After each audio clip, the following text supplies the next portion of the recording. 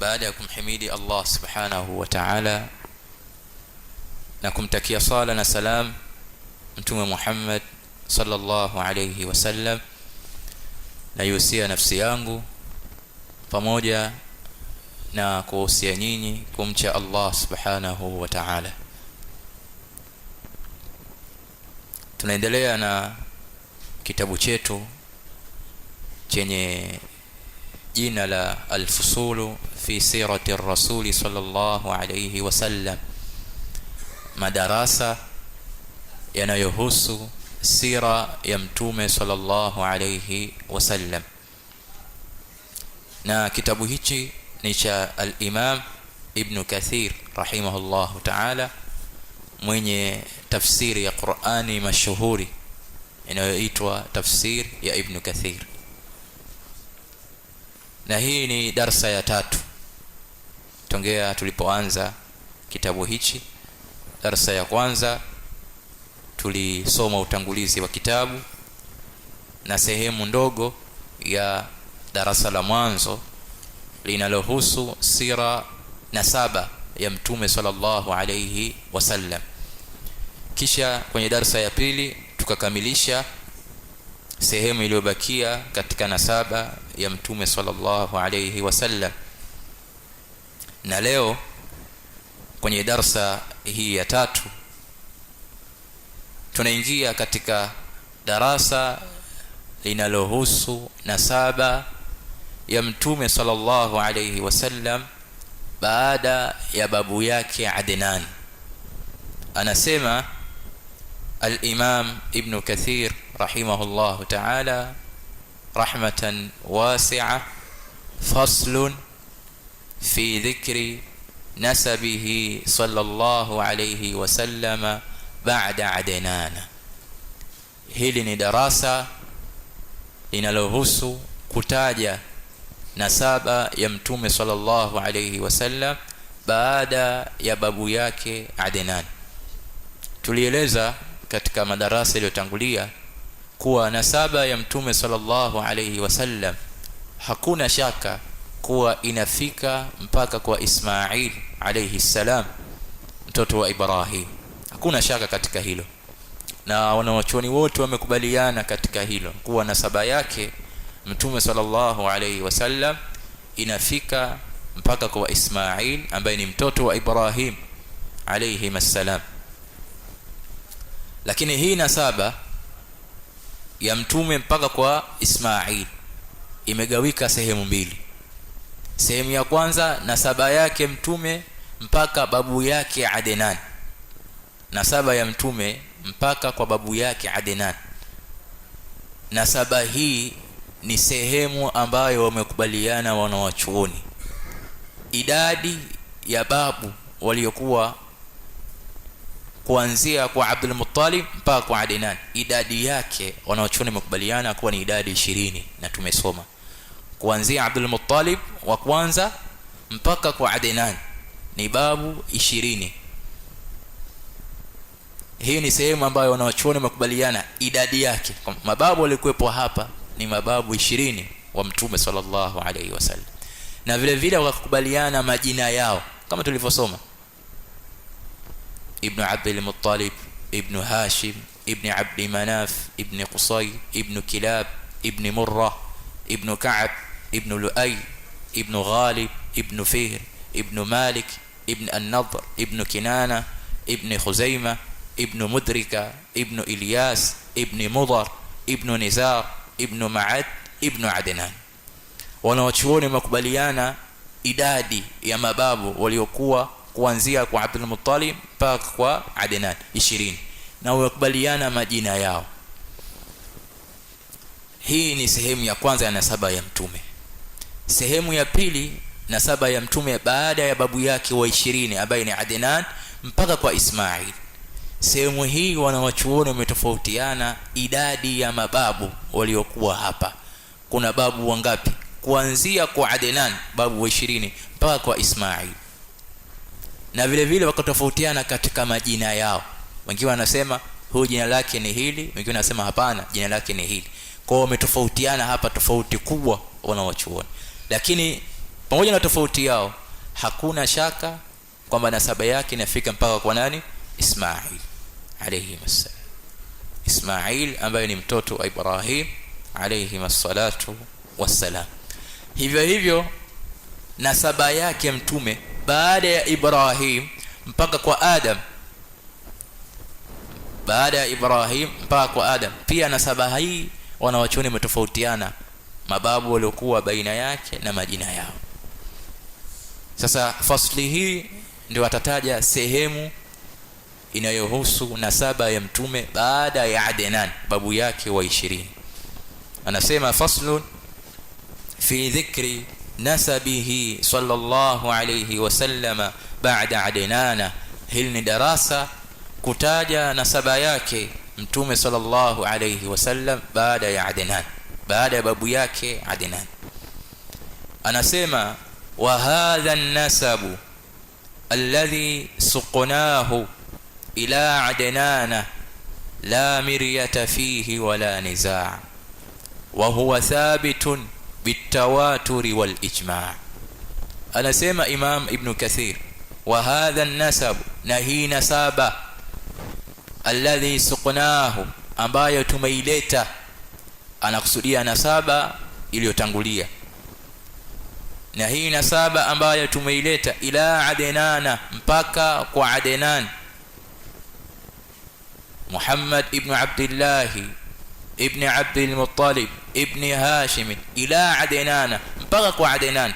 Hii nasaba ambayo tumeileta, la miryata fihi, hakuna shaka ndani yake, wala nizaa, wala hakuna mzozo, yani baina ya wanawachuoni wote wamekubaliana nasaba hii ya mtume kuanzia kwa Abdul Muttalib babu yake wa kwanza mpaka babu yake wa 20 ambaye ni Adnan. Hakuna shaka ndani yake, wala hakuna khilaf, wala hakuna tofauti baina ya wanawachuoni. Wa huwa thabitun, na nasaba hii imethibiti, bitawaturi, kwa mapokezi mengi. At-tawatur ni yale mapokezi yaliyopokelewa kwa wingi na idadi kubwa ya watu.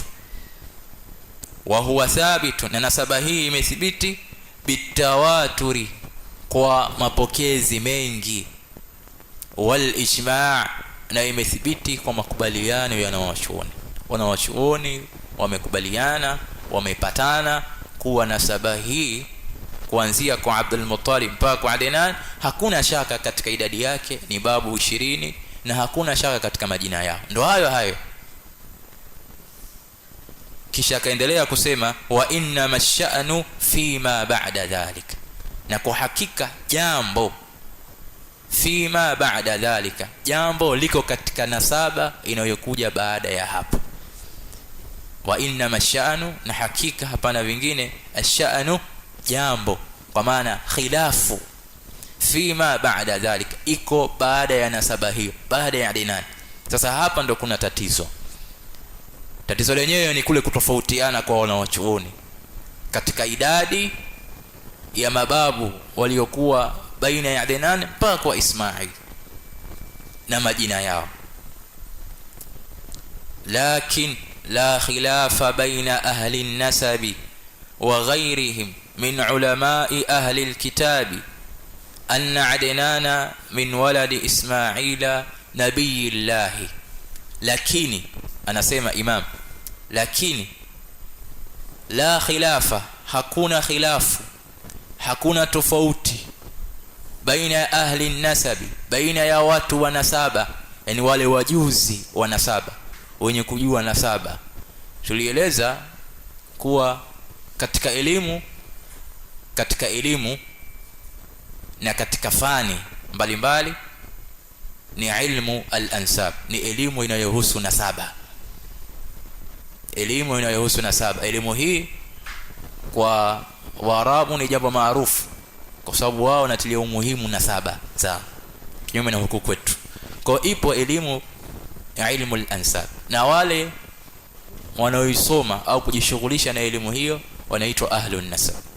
Kwa anasema hakuna khilafu, hakuna tofauti baina ya watu wa nasaba, yani wale wajuzi wa nasaba, wenye kujua nasaba za watu, wa ghairihim, na wasiokuwa wao, min ulamai ahli alkitabi, katika wanachuoni wa ahlul kitab. Ahlul kitab kwa maana mayahudi na manasara waliopewa vitabu.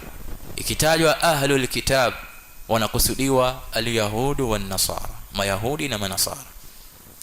Kwa hiyo anasema Imam Ibn Kathir, hakuna khilafu, hakuna tofauti baina ya watu wa nasaba, baina ya wajuzi wa nasaba na wasiokuwa wao katika wanavyuoni wa ahlul kitabi wa kiyahudi na kinasara, anna Adnana, kuwa Adnan min waladi Ismail, ni katika watoto wa Ismail nabiyillah, Ismail ambaye ni nabii wa Allah subhanahu wa ta'ala na mtume wa Allah.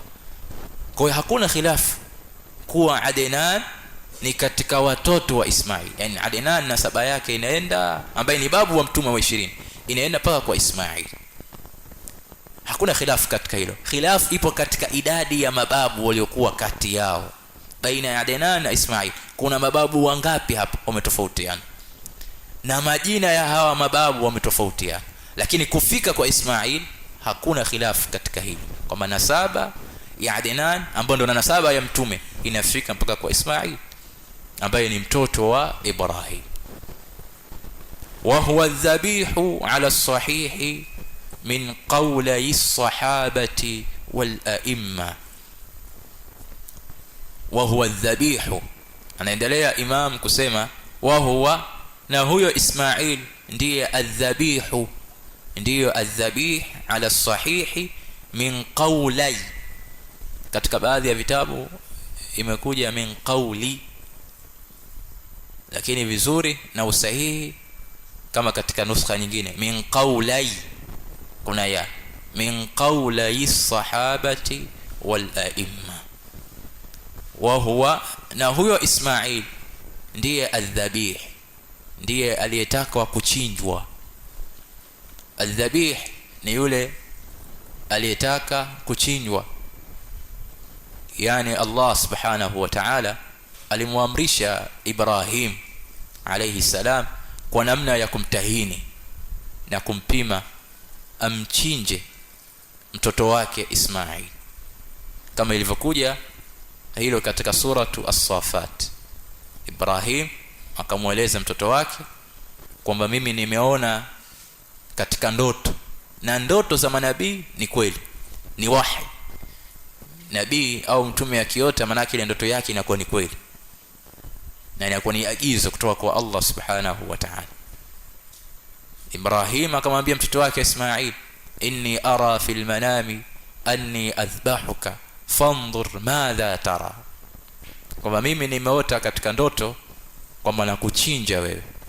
Na ndoto zetu sisi manabii ni agizo, ni maagizo kutoka kwa Allah subhanahu wa ta'ala. Unaonaje? Ismail alayhi salam kwa kuwa ni mtoto aliyelelewa katika malezi ya kumjua Allah subhanahu wa ta'ala, na baadaye Allah akampa unabii na utume, akamwambia fanya kile ambacho umeamrishwa, utanikuta mimi mwenye kusubiria. Wakati anakusudia hilo kutekeleza Ibrahim, kwa maana amefaulu katika ile ibtila, ule mtihani ambao Allah subhanahu wa ta'ala amempa, kwa sababu ameshazimia kufanya hilo na tayari ameshafanya. Allah subhanahu wa ta'ala akamwambia kwamba umesadikisha ile ndoto ambayo ni yale maagizo ambayo tumekupa. Allah akampa badala yake kichinjwa, ndio ikawa sababu ya ibada ya al-udhiya mpaka leo hii kwa Waislamu. Kwa hiyo ashahid, kwa maana Ismail ndo ambaye aliyetaka kuchinjwa katika watoto wa Ibrahim. Ndio maana akasema hapa wa huwa, na huyo Ismail ndiye adhabihu, ndiye aliyetaka kuchinjwa na baba yake ambaye Ibrahim, ala sahihi, katika kauli sahihi, min qawli sahabati, katika kauli mbili za masahaba, wal aimma, na wanawachuoni na maimam. Anaashiria nini hapa Imam? Anaashiria kuwa hapa kuna khilafu baina ya wanawachuoni kuanzia kwa masahaba, kuna kauli mbili za maswahaba na kuna kauli mbili za maimamu. Ni nani adhabihu, ni nani aliyetaka kuchinjwa katika watoto wa Ibrahim? Wako waliosema ni Ismail na wako waliosema ni Ishaq. Ishaq ndo aliyetaka kuchinjwa. Wako waliosema adhabihu, aliyetaka kuchinjwa na baba yake Ibrahim ni Ishaq, na wako waliosema Ismail, na hii ndio kauli sahihi. Ndio maana akasema wa huwa adhabihu, na Ismail ndiye aliyetaka kuchinjwa ala sahihi, katika kauli sahihi min qawli sahaba, katika kauli mbili za masahaba. Kwa masahaba pia wametofautiana katika kauli mbili. Wako wanaosema adhabihu ni Ishaq na wako wanaosema adhabihu ni Ismail. Wal aimma, na hivyo hivyo katika kauli mbili za maimam, wako waliosema ni Ishaq na wako waliosema Ismail, lakini kauli sahihi ni Ismail. Wa Ismailu ibn Ibrahim Khalil ar-Rahman alayhi afdalus salati wassalam. Na Ismail huyu ni mtoto wa Ibrahim.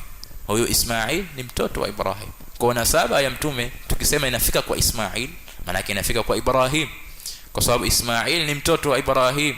Khalil ar-Rahman alayhi afdalus salati wassalam, alayhi zimwendee yeye Ibrahim afdalus salati, bora ya sala za Allah subhanahu wa ta'ala.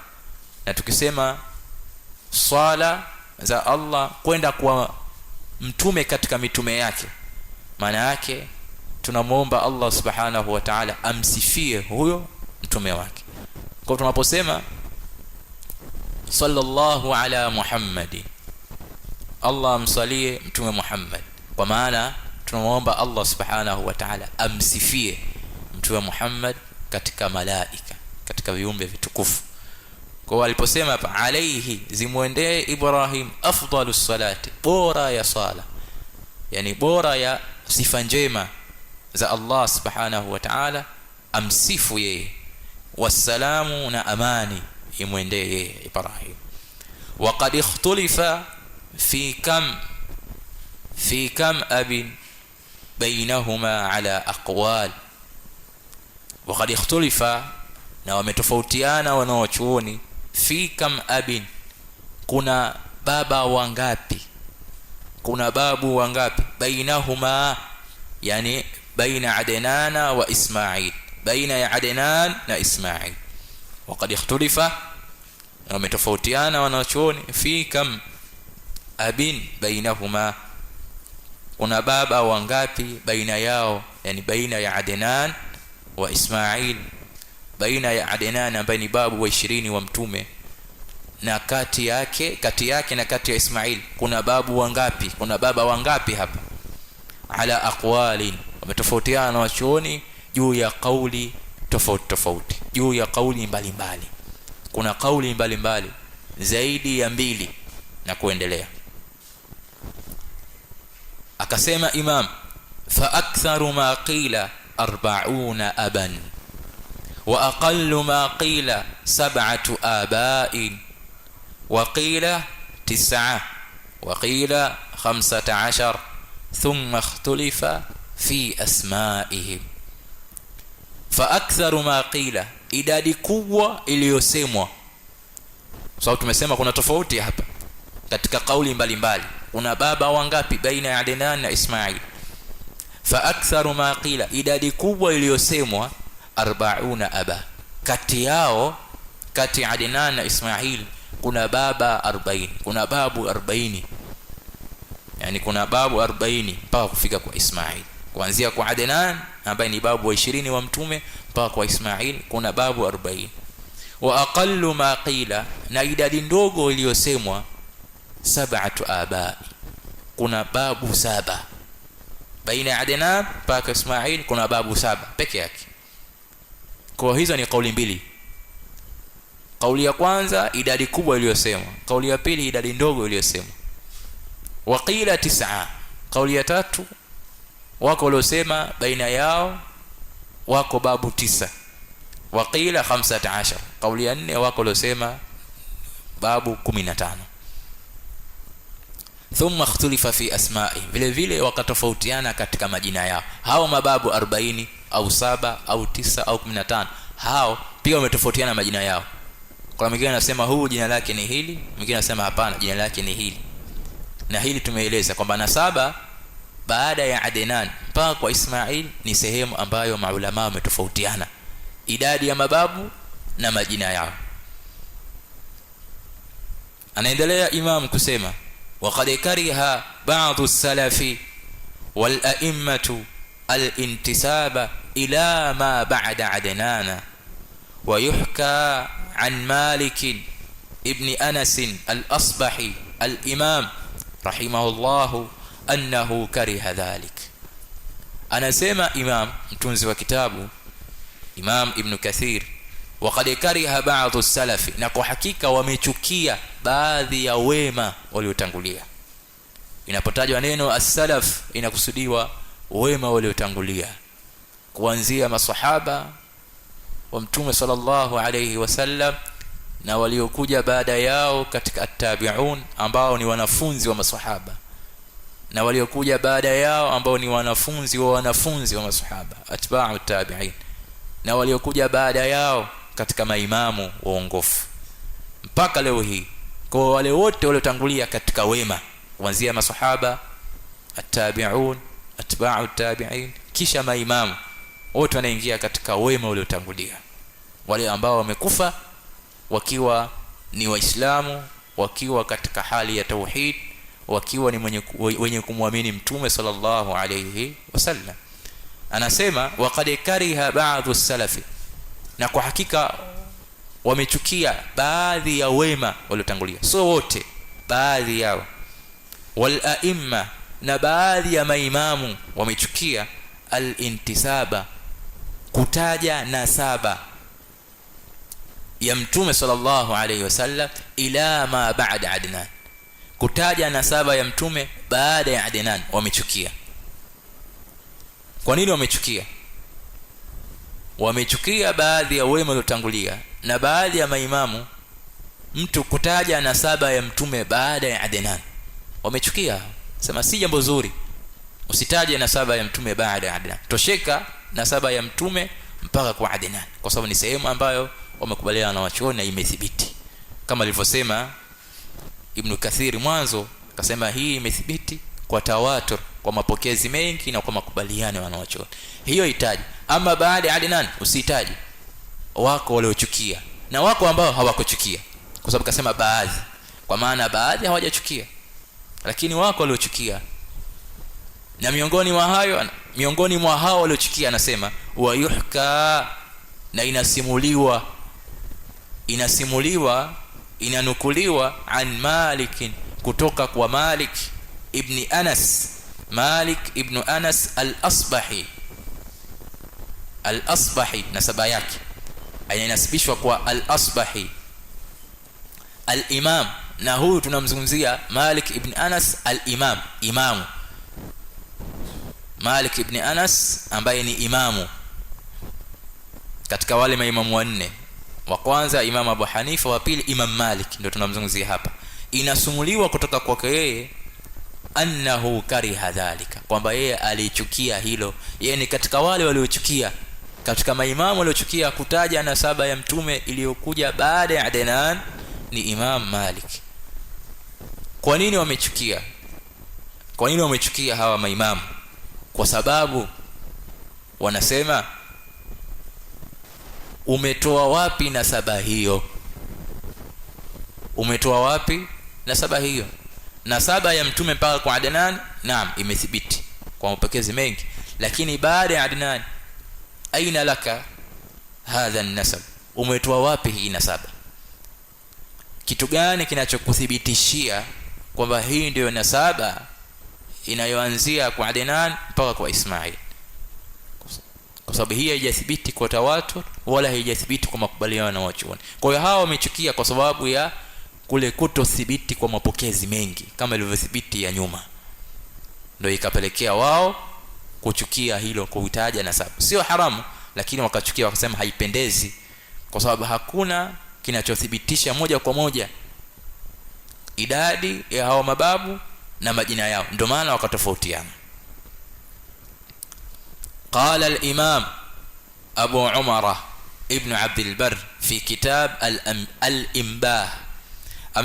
Amesema Imam Abu Umar ibn Abd al-Barr fi kitab, katika kitabu chake al-Imbah, kitabu chake kinachoitwa al-Imbah, na hicho tumekisoma pia nyuma, amekitaja nyuma, al-Imbah bima'rifati qaba'il ar-ruwat.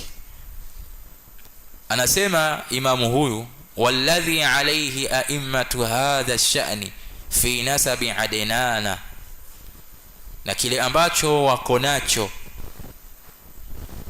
wanachokitegemea, ndo maana yake walladhi alayhi, na kile ambacho wako nacho maimamu wa jambo hili. Jambo gani? Jambo hili la nasaba. Hadha shani ay hadha al-ilm, ilmu an-nasab, na kile walichokuwa nacho maimamu wa elimu hii ya nasaba, maimamu wa jambo hili, maana yake elimu hii ya nasaba. Fi nasabi Adnana, katika nasaba ya Adnan mpaka kwa Ismail, ni hii nasaba. Nasaba hii atakayotaja yeye, ambaye ni mwanachuoni Ibn Abd al-Barr katika kitabu chake al-Imbah, hii nasaba atakayoitaja yeye ndio nasaba ambayo wako nayo maimamu wengi wa nasaba, wametaja hii.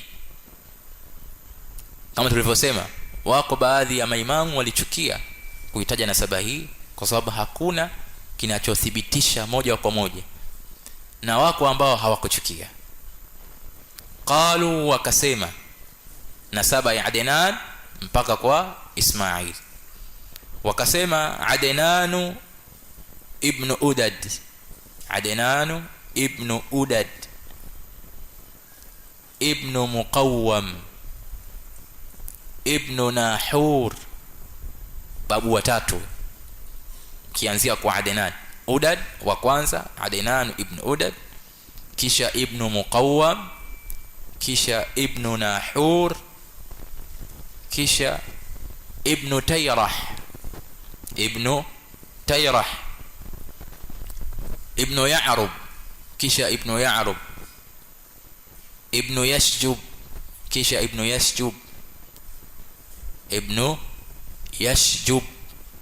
kisha ibn Nabit, kisha ibn Ismail. Sasa hapa ndio nasaba ya Adnan mpaka kwa Ismail. Ametaja babu 7 baina ya Adnan mpaka kwa Ismail, na hii tulisoma pale katika kauli zilizotaja idadi ya mababu waliokuwa baina ya Adnan na Ismail. Idadi ndogo ni 7 aba, mababu 7, na hapa ametaja vile vile 7. Alafu akaendelea Ismail mpaka kwa Adam, Ismail mpaka kwa Adam, ibn Ismail. Na huyu Ismail ambaye ni nabii mtume, ibn Ibrahim, ni mtoto wa Ibrahim. Ibrahim ambaye Khalilir Rahman, katika sifa yake ni kipenzi cha Allah subhanahu wa ta'ala, mwingi wa rahma. Ibn Tarih, na Ibrahim ni mtoto wa Tarih, na huyu Tarih wa huwa Azar, ndio anayefahamika kwa Azar. Imekuja katika Qur'an, wa idh qala Ibrahimu li abihi Azara, aliposema Ibrahim kumwambia baba yake Azar, atattakhidhu asnaman, na kuendelea. Kwa hiyo Ibrahim ibn Tarih, ambaye huyu Tarih ndio yule Azar, wa huwa Azar lakabu yake. Ibn Nahur, na huyu Azar au Tarih ni mtoto wa Nahur. Ibn Sharukh, na huyu ni mtoto wa Sharukh. Ibn Ra'u, na huyu ni mtoto wa Ra'u. Ibn Falakh, Ibn Aybar, Ibn Shalakh, na huyu ni mtoto wa Shalakh. Ibn Arfakhshad, Ibn Sam, Ibn Nuh. Huyu Sam ni mtoto wa Nuh alayhi salam. Katika watoto wa Nuh ni Sam, na Nuh ibn Lamak ni mtoto wa Lamak. na Lamak ibn Mutushalakh, ibn Mutushalakh, na huyu ni ibn Akhnukh, ni mtoto wa Akhnukh, na huyu Akhnukh wa huwa Idris an-Nabii, na huyu Akhnukh ndio yule Idris mtume alayhi salam, fima yazumuna, katika yale wanayoyadai. Anasema imamu huyu Ibn Abdul Barr ambaye amenukuu hii nasaba, katika yale ambayo wamedai maimamu na wanaochuoni kwamba Akhnukh au watu wa tarikh au watu wa nasaba, katika yale wanayodai watu wa nasaba kwamba huyu Akhnukh ndio mtoto, ndio Idris. Akhnukh ndio Idris. Kwa hiyo Nuh ni katika kizazi cha Idris. Nuh ni katika kizazi cha Idris, katika yale wanaoyadai baadhi ya watu wa nasaba, baadhi ya watu wa nasaba, kwa maana Idris alikuwa kabla ya Nuh.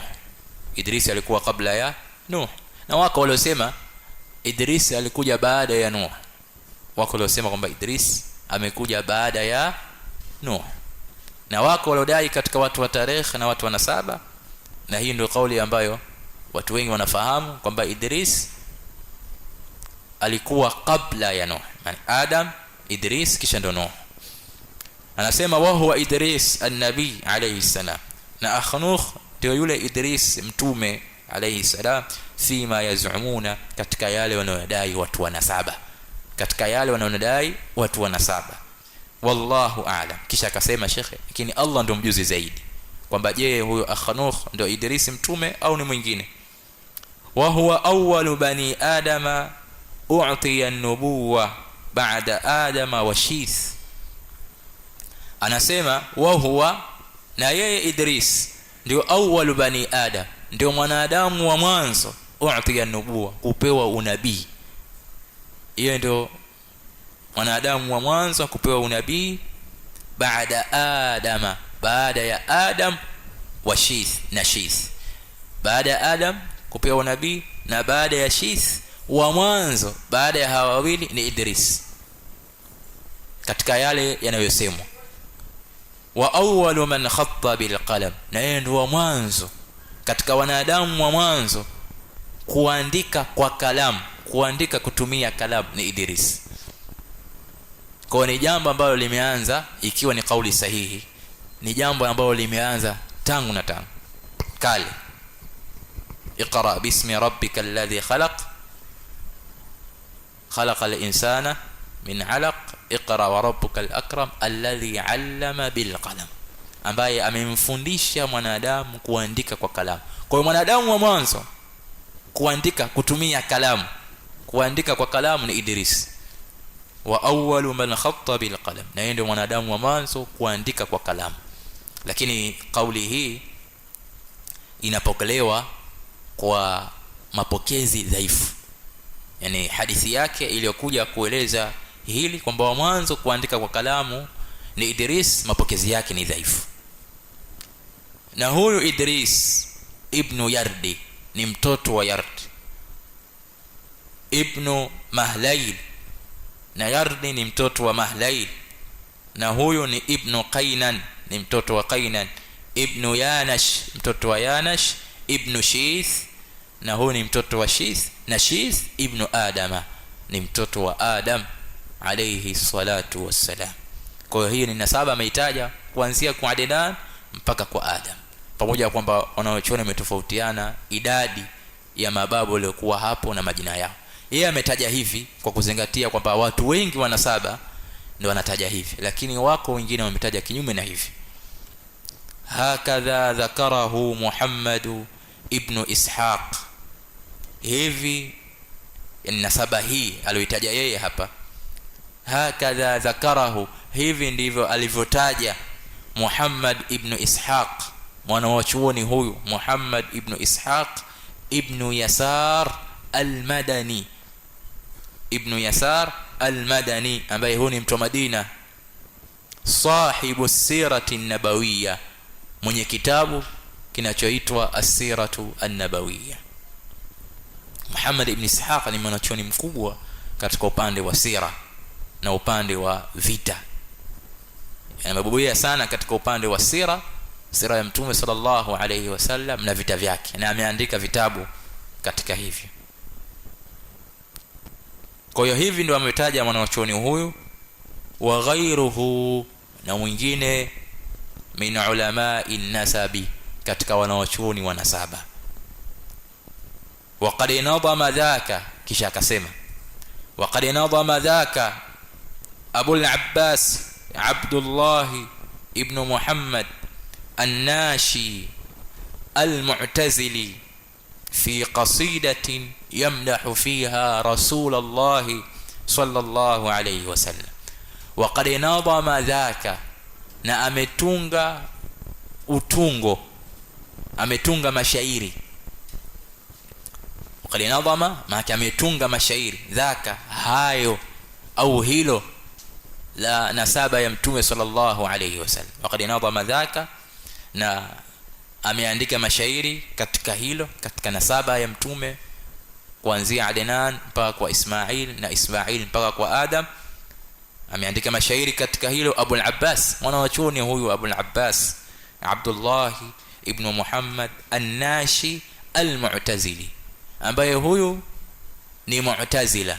Al-Mu'tazila ni kikundi katika vikundi vilivyopotea katika upande wa itikadi, hasa katika mlango wa majina ya Allah subhanahu wa ta'ala na sifa zake.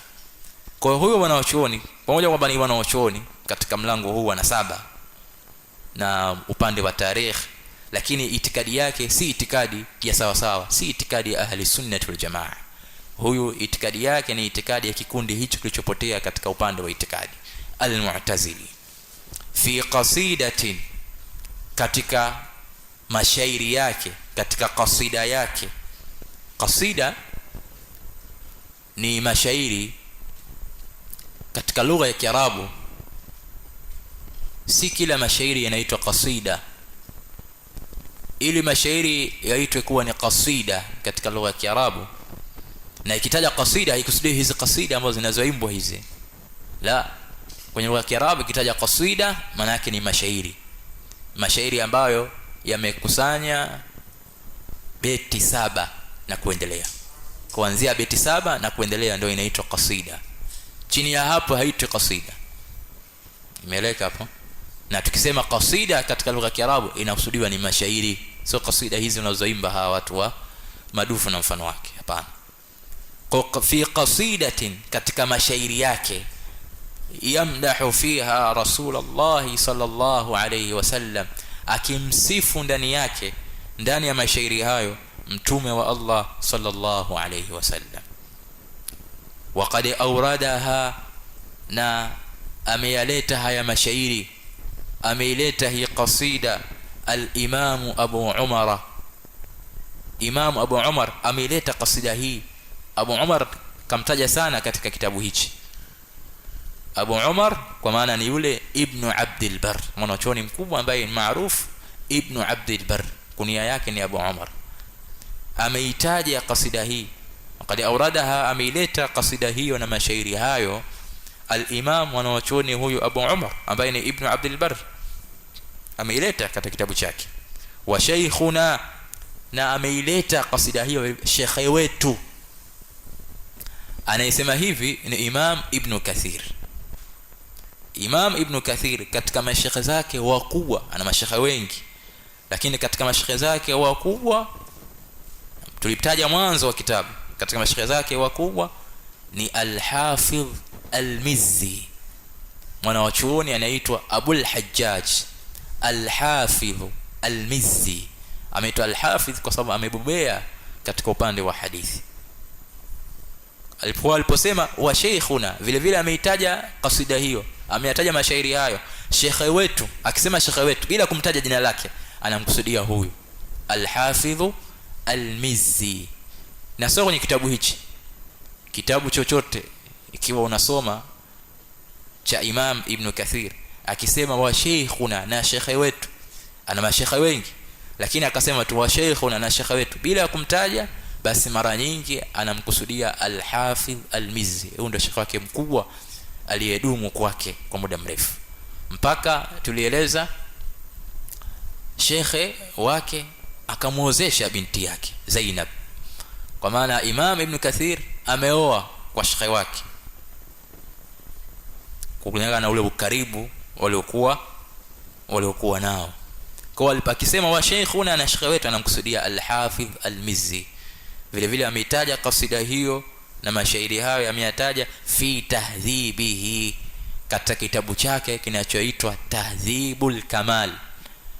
Shekhe wake Al-Mizzi ana kitabu kinachoitwa Tahdhibul Kamal fi asma'ir rijal. Tahdhibul Kamal fi asma'ir rijal, kitabu chake kinaitwa Tahdhibul Kamal fi asma'i ar-rijal. Ni kitabu ambacho kinahusu kutaja taraju, kutaja maana sira, kutaja sira zinazohusu wapokezi wa hadithi, kutaja sira zinazohusu wapokezi wa hadithi katika vile vitabu 6: Bukhari, Muslim, Sunan Abi Daud, Sunan Tirmidhi, Sunan Ibn Majah, Sunan An-Nasa'i. Vile vitabu 6 vile, zile hadithi ndani yake zimetajwa na wapokezi wake. Sasa wale wapokezi wake wale wameelezewa katika vitabu tofauti tofauti. Katika miongoni mwa vitabu hivyo ni kitabu cha Al-Mizzi kinachoitwa Tahdhibul Kamal. Kwa hiyo anasema hapa Imam Kathir, hayo mashairi pia yametajwa na shekhe wetu Al-Mizzi katika kitabu chake kinachoitwa Tahdhibul Kamal. Wa hiya qasidatun baligha, na hiyo kasida na hayo mashairi ni mashairi baligha, yenye ufasaha, ni mashairi yenye ufasaha mno, yani mashairi mazuri ambayo ya maneno yake yamekuja katika hali ya ufasaha. Awwaluha, mwanzo wake, mwanzo wa mashairi hayo, maana ni mashairi marefu lakini yeye akakutajia mwanzo wake. Mwanzo wake, madahtu rasulallahi abghi mibadhihi ufura hududhi min karimil maaribi.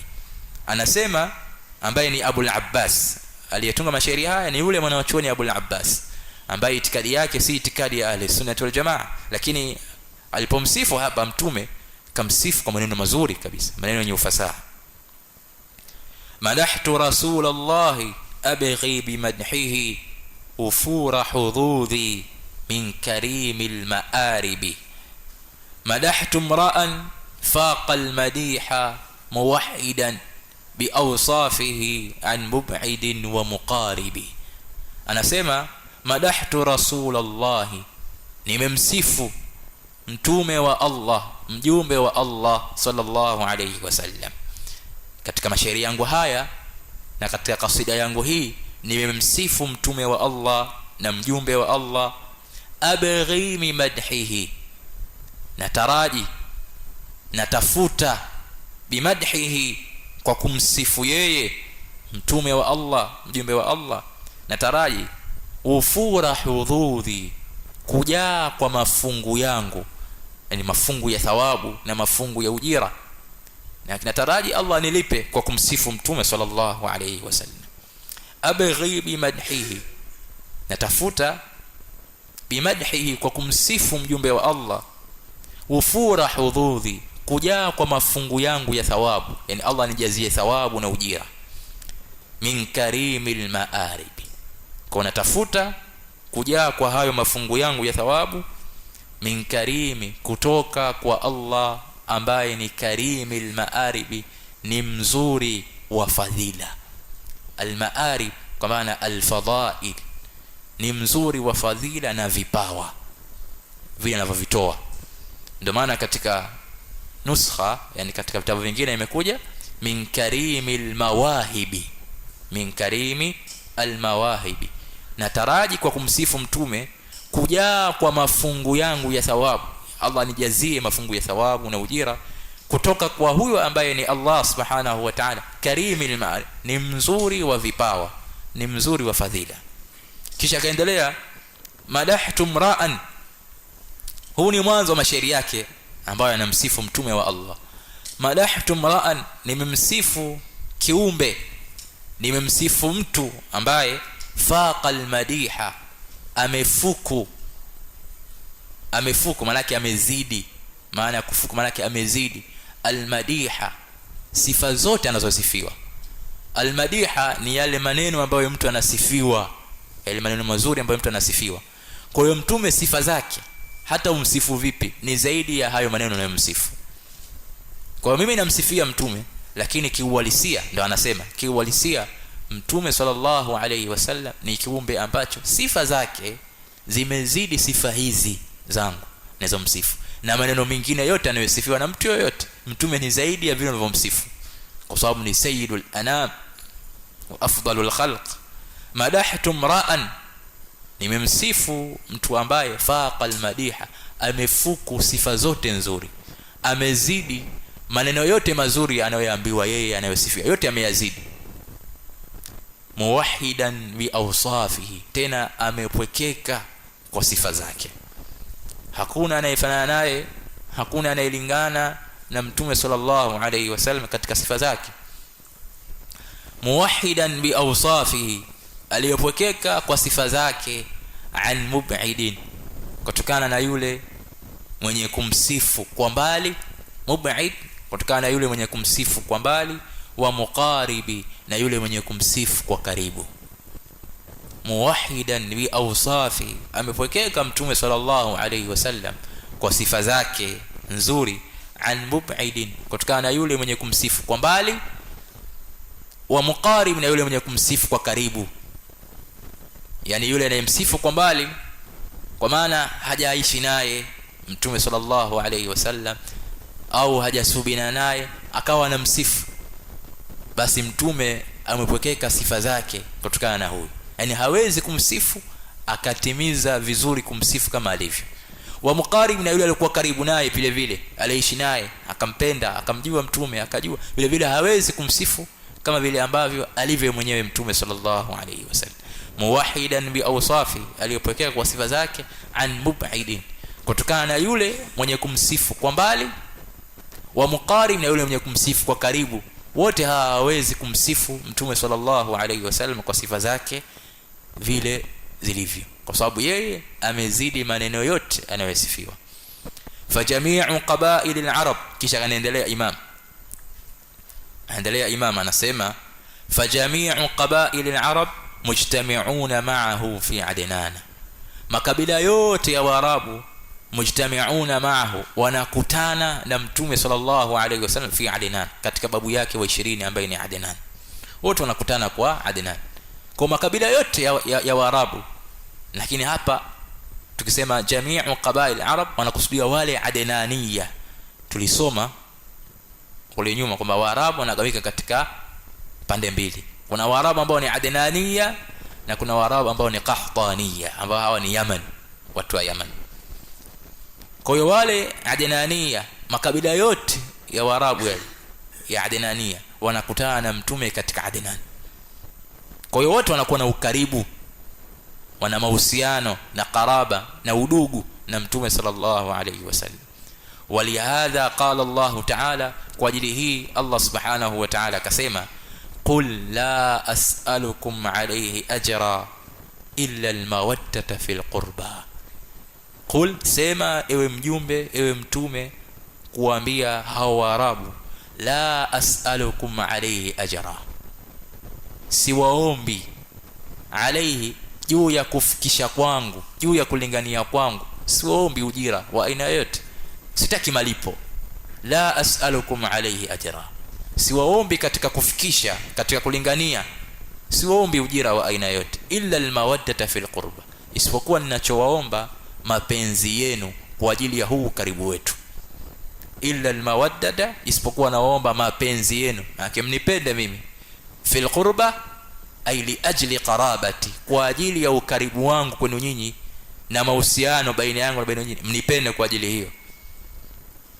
Qala ibn Abbas, anasema ibn Abbas radhiyallahu anhuma, lam yakun batnun min Quraish, hakuna koo yoyote katika koo za Makuraish, illa isipokuwa walirasulillahi sallallahu alayhi wasallam fihim qaraba, isipokuwa mtume sallallahu alayhi wasallam ndani yao, ndani ya koo hiyo ana ukaribu, ana mahusiano na wao.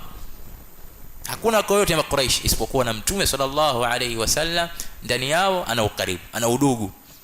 Ndio na mtume akawaambia haya, kwa kama ikiwa nyinyi nyote nina udugu na nyinyi, basi mnatakiwa mnipende kwa ajili ya huu ukaribu, na mkishanipenda kwa ajili ya ukaribu wangu mtimize haki ya udugu na kuhifadhi udugu huo, na muache maudhi, kwa sababu katika kuhifadhi udugu ni kumfanyia wema ndugu yako na kutomuudhi. Kwa mimi hicho ndio ninachokitaka kwenu nyinyi, muhifadhi huu udugu. Ndio mtume sallallahu alayhi wasallam alichoambiwa na Allah subhanahu wa ta'ala awaambie hao Waarabu. Kwa nini? Kwa sababu hakuna koo yote ya Quraysh isipokuwa mtume sallallahu alayhi wasallam ndani yao ana ukaribu, ana udugu. Kisha kaendelea Imam kusema wa huwa safwatullahi minhum, na yeye mtume sallallahu alayhi wasallam safwatullahi ndio chaguo la Allah miongoni mwao. Katika hao Waarabu Allah subhanahu wa ta'ala alitizama nyoyo zao akamchagua mtume sallallahu alayhi wasallam. Allah ametizama, nadhara ila qulubul ibad, Allah alitizama nyoyo za waja wote kabla ya kuumba, akamchagua afdalul khalq wa afdalur rusul ni mtume Muhammad sallallahu alayhi wasallam, na vivyo akawachagua manabii wengine. Hivyo hivyo akawatizama waja wake, nyoyo za waja wake, akaona viumbe bora baada ya manabii na wenye haki ya kusuhubiana mtume ni masahaba zake, ashabu rasulillah. Kwa Allah akawachagua kwa masahaba vile vile ni watu wa kuheshimiwa, na katika kumheshimu mtume ni kuheshimu masahaba wake. Katika kumheshimu mtume na kumpa haki yake mtume sallallahu alayhi wasallam ni kuheshimu masahaba wake. Kwa maana mtume sallallahu alayhi wasallam akakataza kuwasema vibaya masahaba, la tasubbu ashabi, msiwatusi masahaba zangu, msiwatukane masahaba zangu. Kwa yoyote ambaye anawatukana masahaba wa mtume au yoyote katika masahaba kwa namna yoyote ya kumkejeli, kumdharau, kumkebehi au kumwekea tuhuma ambazo haziendani na utukufu wake sahaba, basi huyo amemvunjia heshima na hakumpa haki yake mtume sallallahu alayhi wasallam. Wa huwa safwatullahi minhum, naye mtume ndio chaguo la Allah miongoni mwao. Kama rawahu Muslimun fi sahihihi, kama alivyopokea Imam Muslim katika sahihi yake, kitabu chake, an Wathilata, kutoka kwa sahaba huyu Wathila ibn al-Asqa radiyallahu anhu, qal, amesema sahaba huyu, qala Rasulullah sallallahu alayhi wasallam, alisema mtume wa Allah, inna Allah ikhtara kinanatan min waladi Ismaila, hakika Allah subhanahu wa ta'ala alimchagua Kinana. Kinana tumesoma ni katika babu zake mtume sallallahu alayhi wasallam. Hakika Allah subhanahu wa ta'ala alimchagua Kinana katika watoto wa Ismail, katika wale watoto wa Ismail, katika kizazi cha Ismail Allah amemchagua Kinana. Thumma ikhtara min Kinana Quraisha, kisha akawachagua kutoka kwenye Kinana, kwenye kizazi cha Kinana akawachagua Makuraish, akawachagua Makuraish. Kwa maana kwa watoto wa Kinana, kizazi cha Kinana kuna Waarabu wengi, lakini Allah akawachagua kuwapa utukufu, kwa maana kuwachagua kuwapa utukufu, kuwafanya bora kuliko wengine. Katika watoto wa Kinana akawachagua Makuraish. Thumma ikhtara min Quraish bani Hashim, kisha akawachagua kutoka kwa Makuraish, Waarabu wa Quraish, akawachagua Bani Hashim. Kwa hiyo Makuraish ni bora kuliko Waarabu wengine. Yani Mwarabu ambaye ni Qurashiyun ni Mquraish, na tushaeleza Quraish ni watoto wa kina nani? Quraish ni watoto wa Kinana, ambao hawa wanarejea mpaka kwa babu wa 10 wa mtume ambaye ni Fihr ibn Malik. Kwa kila Mwarabu ambaye nasaba yake inagonga mpaka kwa Fihr, inafika kwa Fihr babu wa 10 wa mtume sallallahu alayhi wasallam, katika wale watoto wa Kinana, huyo Mwarabu huyo anakuwa ni Mquraishi. Kwa hiyo Mwarabu ambaye ni Mquraishi nasaba yake inagota kwa Fihr ibn Malik, anakuwa ni bora kuliko asiyokuwa Mquraishi. Na asiyokuwa Mquraishi maana yake haipiti nasaba yake kwa Fihr ibn Malik. Kwa hiyo Allah subhanahu wa ta'ala akachagua kutoka kwa Kinana Maquraish, thumma ikhtara min Quraish bani Hashim, kisha akachagua kutoka kwa Maquraish banu Hashim. Kwa hiyo Maquraish ni bora kuliko wengine, na hao Maquraish wako wengi, kuna koo nyingi, kuna banu Hashim, kuna banu Abdul Muttalib, kuna banu Naufal, kuna banu Abd Shams, kuna koo nyingi. Katika koo hizi koo bora ya Maquraish ni banu Hashim. Banu Hashim, watoto wa Hashim. Watoto wa nani? Wa Hashim. Ni bora kuliko watoto wa Naufal, kuliko watoto wa Abdi Manaf, wote ndugu hawa, kuliko watoto wa Al-Muttalib, wote ndugu hawa. Yani Hashim, Al-Muttalib, Abdu Manaf, Abdu Shams, Naufal, wote hawa ndugu. Lakini watoto wa Hashim ambaye miongoni mwao ni mtume ni bora kuliko watoto hawa wengine. To anasema thumma ikhtara min Quraish bani Hashim, kisha akachagua kutoka kwa Quraish banu Hashim. Banu Hashim ni bora kuliko Quraish wengine. Thumma ikhtarani min bani Hashim, kisha akanichagua mimi kutoka kwa banu Hashim.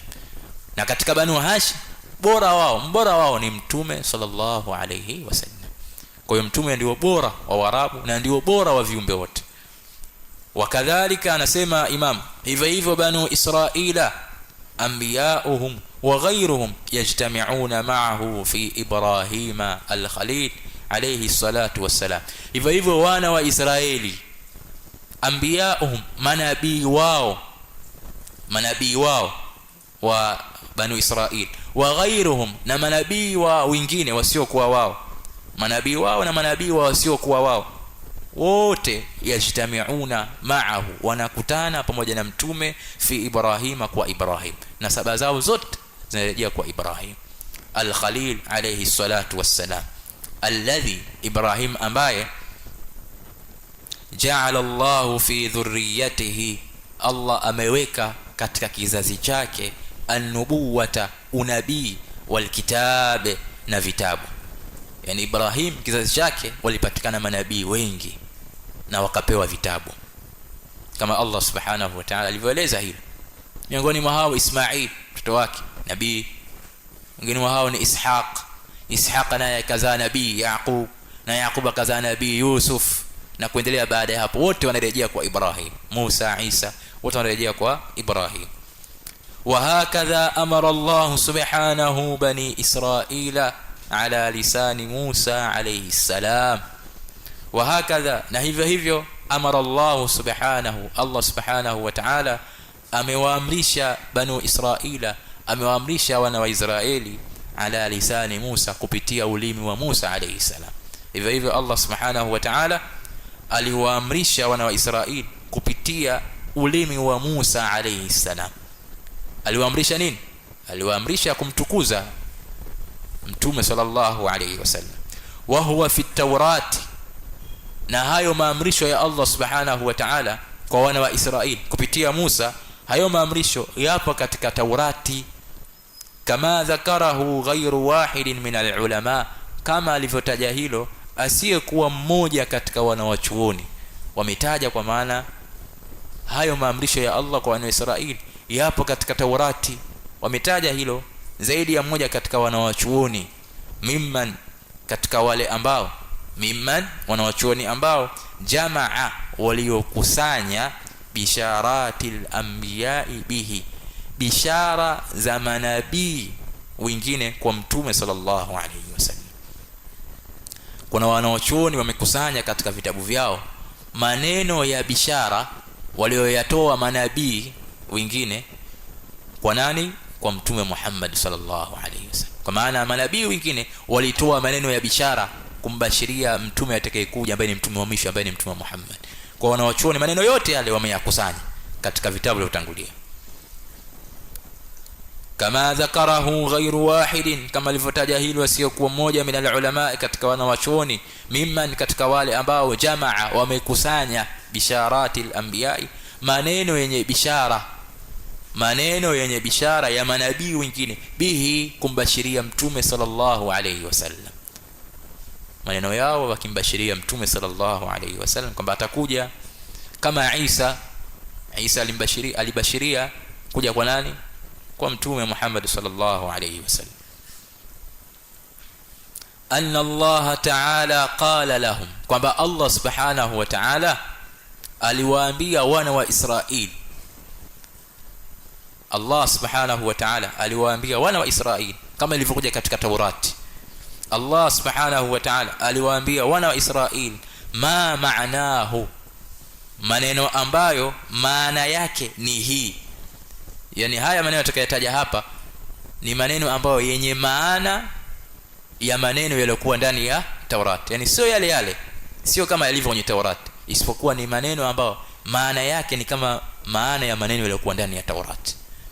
Allah subhanahu wa ta'ala aliwaambia hawa wana wa Israil ma ma'nahu, maneno ambayo maana yake ni hii hapa: sauqimu lakum min auladi akhikum nabiyyan kullukum yasma'u lahu, nitawaekea nyinyi katika watoto wa ndugu yenu. Akhikum anakusudiwa Ismail.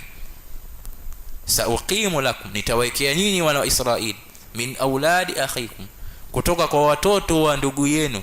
Ndugu yenu nani? Ismail. Nabiyan, na wana wa Israil babu yao ni Yaqub. Yani wana wa Israil, ikisemwa banu Israila, watoto wa Israil, inakusudiwa banu Yaqub, watoto wa Yaqub. Kwa asili ya wana wa Israil ni Yaqub alayhi salam. Yaqub ndo anaitwa Israil. Israil ni Yaqub, banu Israil ay banu Yaqub. Kwa Israil ni nani? Yaqub. Kwa asili yao ni Yaqub, na Yaqub ni mtoto wa Ishaq, na Ishaq ndugu yake ni Ismail. Ndio maana hapa maneno yakaja sauqimu lakum, nitawaekea nyinyi wana wa Israil, min auladi akhikum, kutoka kwa watoto wa ndugu yenu, kwa maana Ismail, kwa sababu wao nasaba yao inaenda mpaka kwa Ishaq, na Ishaq ndugu yake ni Ismail. Nitawekea nabiyan, nabii, kullukum yasma'u lahu, nyote mtamsikiliza, nyote mtamsikiliza na kumtii. Wa aj'aluhu 'aziman jidda, na nitamfanya ni mtukufu mkubwa. Kwa haya ni maneno ya bishara akibashiriwa mtume katika ndani ya Taurati. Kisha akasema walam yulad min bani Ismail a'zamu min Muhammadin sallallahu alayhi wasallam, hakuna aliyezaliwa katika watoto wa Ismail mtukufu zaidi kuliko mtume Muhammad sallallahu alayhi wasallam. Bal lam yulad min bani adama ahadun wala yuladu ila qiyam as-sa'ati a'zamu minhu sallallahu alayhi wasallam. Bali lam yulad, hajazaliwa katika watoto wa Adam, wanadamu wote, hajawahi kuzaliwa yoyote, ahadun, yoyote, wala yulad, na wala hatokuja kuzaliwa yoyote, ila qiyami saa, mpaka kusimama kwa kiyama, a'zamu minhu, mtukufu zaidi kuliko mtume sallallahu alayhi wasallam. Hakuna yoyote katika wanadamu aliyezaliwa na wala atakayekuja kuzaliwa akawa ni mtukufu zaidi kuliko mtume Muhammad sallallahu alayhi wasallam, hakuna. Na ukiona mtu yoyote anadai hilo yani kwa maana katika mashekhe zake kwamba huyu ni bora kuliko mtume Muhammad, au katika maimamu zake, sio lazima adai kwa maneno. Inawezekana ikawa ni ngumu kudai kwa maneno, lakini akadai kwa vitendo na kwa itikadi zake. Unaona imamu wake au maimamu wao wanawafadhilisha kuliko mtume Muhammad sallallahu alayhi, ni dalili na alama kwamba watu hao ni wapotevu, ni waovu, kwa sababu hakuna aliyezaliwa wala atakayekuja kuzaliwa akawa ni mtukufu zaidi kuliko mtume Muhammad sallallahu alayhi wasallam. Faqad sahha annahu qala, imesihi kwamba yeye amesema mtume mwenyewe, ana sayyidu waladi adama wala fakhra, mimi ndio bwana. Sayyid kwa maana mtukufu mimi ni mtukufu wa watoto wa Adam, wala fakhra, wala sijifakharishi. Yani huo ndio uhalisia utukufu ambao amepewa na Allah subhanahu wa ta'ala. Adamu faman dunahu min al-anbiya tahta liwa'i, Adam baba yetu Adam, faman dunahu, na wale wote watakuwa, na wale wote waliokuwa chini yake, yani waliokuja baada yake, min al-anbiya, katika manabii, tahta liwa'i, wako chini ya bendera yangu. Yani siku ya kiyama mtume atakuwa na bendera ya himdi, bendera ya kusifiwa. Bendera hiyo ataishika yeye na manabii wengine wote watakuwa chini yake, maana yake yeye ni bora kuliko wao, ndio maana akapewa jambo hili. Wasahha anhu annahu qala, la imesiki kutoka kwake yeye pia amesema, saaqumu maqaman, mtume anasema nitasimama maqaman, katika kisimamo, yarghabu ilayya alkhalqu kulluhum, wataninyenyekea, yarghabu ilayya ay yakhdha, watanyenyekea viumbe wote, wataninyenyekea viumbe wote, hatta Ibrahim, mpaka Ibrahim, wote watakuwa chini yake. Wa hadha huwa almaqam almahmud, na hichi kisimamo ni kile kisimamo kilichosifiwa, kilichohimidiwa, ni kile kisimamo kilichohimidiwa, alladhi wa'adahu Allah ta'ala, ambacho Allah subhanahu wa ta'ala amemwahidi. Allah amemwahidi mtume wake katika Qur'an, asa an yab'athaka rabbuka maqaman mahmuda. Ndio hichi, na kisimamo hichi ni kipi? Anakielezea, wa huwa ash-shafa'atu al-'uzma, ni ule uombezi mkubwa. Ash-shafa'a ni ule uombezi mkubwa, allati, uombezi ambao, yashfa'u fil khalaiqi kullihim, mtume atawaombea viumbe wote. Uombezi huu ni hasa wa mtume sallallahu alayhi wasallam, yani uombezi ambao mtume atawaombea wanadamu wote, viumbe wote ambao watakuwa wamesimama katika mawqif, katika kisimamo, yani baada ya watu kufufuliwa wakakusanywa katika sehemu ya kisimamo, watasimama hapo, watakaa kwa muda wa 50,000 sana, miaka 50,000 watakaa hapo, watasimama. Hakuna aliyehukumiwa, hakuna aliyehukumiwa, hakuna aliyehukumiwa. Wa peponi wako hapo hapo, wa motoni wako hapo hapo. Na hapa imekuja, imethibiti mapokezi mbalimbali na hadithi mbalimbali zikizungumzia wale watu waovu watapata adhabu. Kuna wengine watakuwa ni wenye kuadhibiwa katika kipindi hichi cha mawqif, na kuna wengine watakuwa katika hali ya watakuwa chini ya kivuli cha Allah subhanahu wa ta'ala. Kwa ndani ya kipindi chote hichi watatoka watu, wataenda kwa Adam, watamwambia Adam alayhi salam, tuombee kwa Mola wako atuhukumu, wa peponi waende peponi, wa motoni tumechoka kukaa hapa. Adam atamwambia nendeni kwa Nuh, Nuh atamwambia nendeni kwa Ibrahim, Ibrahim nendeni kwa Musa, kwa Isa, mpaka inafika kwa nani? Kwa mtume Muhammad sallallahu alayhi wasallam. Mtume atasema hiyo ndio nafasi yangu. Kwa hii ndio shafaa al-uzma, uombezi mkubwa ambao yashfa'u, mtume ataombea kwa viumbe wote, liyurihahumullahu, ili Allah awastareheshe katika zile dhiki, katika ile sehemu ya kisimamo, ili Allah subhanahu wa ta'ala awastareheshe bil fasli bainahum, kwa kuhukumu baina yao, wa peponi waende peponi, wa motoni waende motoni, min maqamil mahshar, kutoka kwenye kile kisimamo cha walichokusanywa, kutoka kwenye kile kisimamo walichokusanywa, ile sehemu ambayo wamekusanywa wote. Kama jaa, kama ilivyokuja jambo hilo mufassaran, likibainishwa fil ahadithi sahiha, katika hadithi sahihi anhu, kutoka mtume sallallahu alayhi wasallam. Kisha akamalizia akasema, wa ummuhu, mama yake mtume sallallahu alayhi wasallam, Amina, jina lake ni Amina bintu Wahab, ambaye ni binti wa Wahab ibn Abdi Manaf ibn Zuhra ibn Kilab.